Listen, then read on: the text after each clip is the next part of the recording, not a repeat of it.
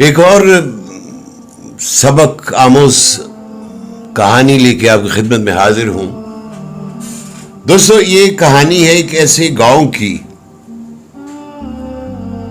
جو بظاہر تو ایک خوشحال گاؤں تھا، لوگ بھی خوشحال تھے، قدرے، اور وہاں پہ ایک کھاتا پیتا گھرانہ جسے ایک اچھا زمیندار کہہ سکتے ہیں، اس کا یہ روٹین تھا کہ وہ کچھ عرصے کے بعد، ایک مخصوص وقت کے بعد، ثواب حاصل کرنے کی نیت سے یا اللہ کو راضی کرنے کی نیت سے اپنے گاؤں میں اہتمام کرتا تھا کہ غریبوں کو کھانا کھلایا جائے اور بزرگوں کے اصحال ثواب کے لیے دعا بھی کراتا تھا. ایک دفعہ اس نے یہ پروگرام بنایا، گاؤں والوں کو بھی دعوت دی کہ وہ شامل ہوں اس کار خیر میں. تو بہت سج دھج اہتمام کیا گیا لوگوں کے بیٹھنے کا، اور ثواب کی نیت سے قرآن خوانی بھی ہوئی. وہ جو شخص ذمہ دار تھا، اس نے جو اس علاقے کا، اس گاؤں کا جو امام مسجد تھا، اسے بھی مدعو کیا تھا تاکہ وہ دعا کرا سکے اور ہمارے بزرگوں کو اس کا ثواب بھی ملے گا اور گاؤں پہ بھی خوشحالی ہوگی. اس نے اس سے بھی ریکویسٹ کی کہ وہ فلاں وقت پہ ہمارے ہاں دعوت پہ ضرور آئے. امام صاحب نے بھی اس کی دعوت قبول کر لی، جو نہایت ایک نیک انسان تھا. وہ دن آ گیا، لوگ بھی باہر تھے اور بھاگ دوڑ کا ماحول تھا، چل رہا تھا. تو وہ جو ذمہ دار یہ چودھری صاحب، وہ اس مسجد کو جب فراغت ہوئی سارے معاملات سے، تو ان کے لیے عزت و احترام کی وجہ سے ان کا کھانا ایک کمرے میں لگایا گیا، علیحدہ سے کمرے میں، باقی لوگوں سے علیحدہ. امام صاحب نے کھانا وانا کھایا تو اتنے میں اس صاحب کو ان کا بیٹا بھی تھا جو آیا. وہ چودھری صاحب اٹھے اور باہر تشریف لے گئے جلدی میں. وہ اس وقت کچھ پیسے گن رہے تھے، تو انہوں نے وہیں اسی ٹیبل پہ ہی وہ پیسے رکھے اور باہر چلے گئے.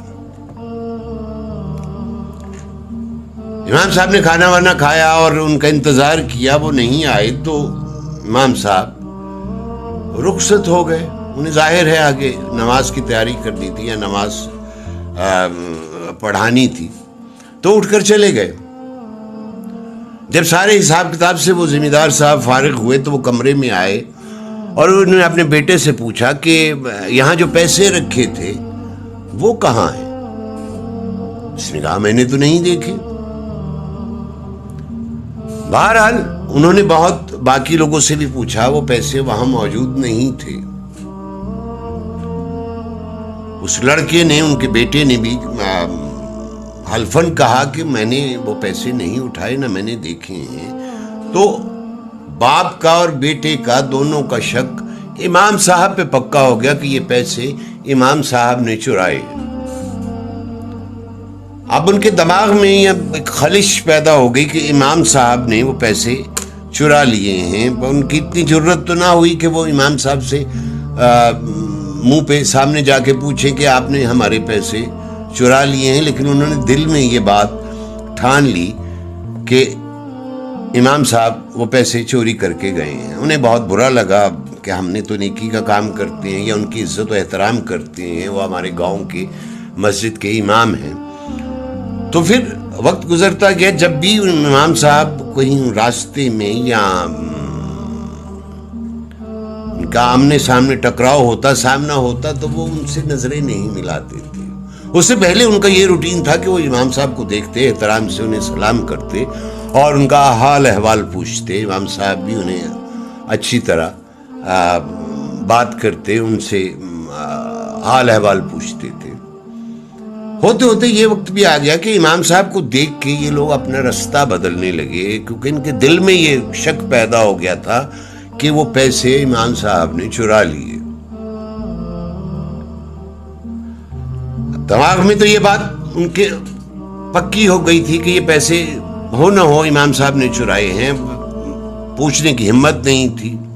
ہوتے ہوتے پھر وہی ایک مختصر وقفے کے بعد وہی وقت پھر آ گیا کہ پھر انہوں نے اہتمام کیا کھانے وانے کا، قرآن خوانی کا، دعا کا۔ اب ان کی نظر میں کوئی اور ایسا معتبر شخص تھا بھی نہیں کہ جس کو وہ بلاتے کہ آپ آئیں اور ہمارے اس دعوت میں اس معاملے میں شریک ہوں اور ہمارے بزرگان دین کے لیے اور ہمارے آباء و اجداد کے لیے دعا کرائیں، گاؤں کے لیے، اور تاکہ خیر و برکت ہو۔ تو مجبوراً انہیں امام صاحب کو بلانا پڑا۔ ان کو دعوت دی امام صاحب، پہلے تو تھوڑا سا سوچا کہ مجھے جانا چاہیے کہ یہ آخر یہ مجھے اتنا ڈیگریڈ کیوں کر رہے ہیں، یا مجھ سے نظر کیوں نہیں ملا رہے، مجھ سے صحیح انداز سے بات کیوں نہیں کرتے۔ یہ تو امام صاحب کے دل میں بھی تھی اور ان باپ بیٹے کے دل میں بھی تھی کہ یہ پیسے امام صاحب نے چرائے ہیں، اس لیے بہرحال انہوں نے اسے انوائٹ کیا، امام صاحب آنے پہ راضی ہو گئے۔ اسی طرح پھر اہتمام ہوا، قرآن خوانی ہوئی اور دعا کی گئی۔ امام صاحب کو کمرے میں بلایا گیا کھانے کے لیے، اسی طرح کھانا ان کی آگے پیش کیا گیا، کھانا انہوں نے کھایا، اور کھاتے کھاتے بھی وہ محسوس کر رہے تھے کہ وہ احترام، وہ عزت ان لوگوں کی نظر میں امام صاحب کی نہیں ہے جو رویہ انہوں نے اپنایا ہوا ہے۔ یہ بات امام صاحب کے دل میں بھی کھٹک رہی تھی اور ان کے ماں باپ بیٹے کے دل میں بھی۔ تو امام صاحب نے باہر کیف ان سے یہ سوال کیا کہ میں کچھ عرصے سے دیکھ رہا ہوں کہ آپ مجھ سے نظر نہیں ملاتے، یا مجھے جو محبت اور عزت و احترام دیتے تھے وہ آپ نہیں دے پا رہے، تو یہ مجھے کھٹک رہی ہے بات، آخر ایسا ماجرا کیا ہے، مجھ سے کیا غلطی سرزد ہوئی۔ تو آخر کار اس باپ بیٹے نے پھر امام صاحب سے ہمت کر کے یہ کہہ ہی دیا کہ امام صاحب، جب آپ پچھلی دفعہ ہماری دعوت پہ یہاں آئے تھے تو میز پر جو پیسے رکھے ہوئے تھے وہ آپ نے چرا لیے، ہمیں اس بات کا ملال تھا اور ملال ہے کہ آپ جیسا نیک آدمی اگر ایسی حرکت کر سکتا ہے تو اور لوگ بھی کرتے ہوں گے۔ صاحب بھی بہت پریشان ہو گئے، ان کے ذہن میں بھی یہ بات نہیں تھی کہ ایسا نہ انہوں نے چرائے تھے۔ مختصراً یہ کہ امام صاحب کو ایک خیال آیا کہ انہوں نے کہا کہ وہ جو طاق پہ کلام پاک یا قرآن مجید رکھا ہے اسے اٹھا کر لائیے۔ وہ باپ بیٹے نے یہ سمجھا شاید وہ اس کی قسم کھائیں گے کہ انہوں نے نہیں چرائی، یا بہرحال انہوں نے وہ کلام پاک لے آئے۔ اب کلام پاک کو امام صاحب نے کھولا تو پہلے ہی صفحے سے پہلے جلد میں وہ رقم، وہ پیسے کلام پاک میں رکھے ہوئے تھے۔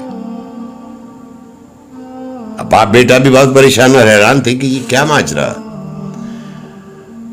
امام صاحب نے کہا کہ یہ پیسے اس میں ہیں، یہ پڑے ہیں، یہ آپ کی امانت ہے۔ ماجرا کچھ یوں ہوا ہے کہ جس دن آپ نے مجھے یہاں مدعو کیا تھا، دعوت پہ بلایا تھا، اس دن ہوا آندھی بھی چل رہی تھی، تو جو آپ نے پیسے رکھے تھے وہ ہوا سے اڑ کر زمین پر گر گئے تھے، اور آپ لوگ اپنے کاموں میں مصروف تھے، تو میں نے وہ پیسے اٹھا کے مناسب یہ سمجھا کہ اس کو کہاں رکھوں، تو یہ کلام پاک یہاں پڑا تھا، تو میں نے وہ پیسے اٹھا کے کلام پاک میں رکھ دیے تاکہ جب آپ اس کو دیکھیں گے تو آپ اس کو حاصل کر لیں گے، یا آپ کو مل جائیں گے، آپ تک پہنچ جائیں گے۔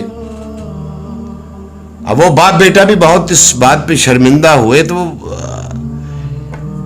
ایک جملہ امام صاحب نے اس وقت کہا کہ مجھے اپنی عزت یا اپنی ذلت ہونے کا اتنا ملال نہیں ہے جتنا ملال اس بات پر ہے کہ آپ جیسے گھرانے میں اتنے عرصے تک کسی نے کلام پاک کو کھول کر بھی نہیں دیکھا پڑھنے کی نیت سے۔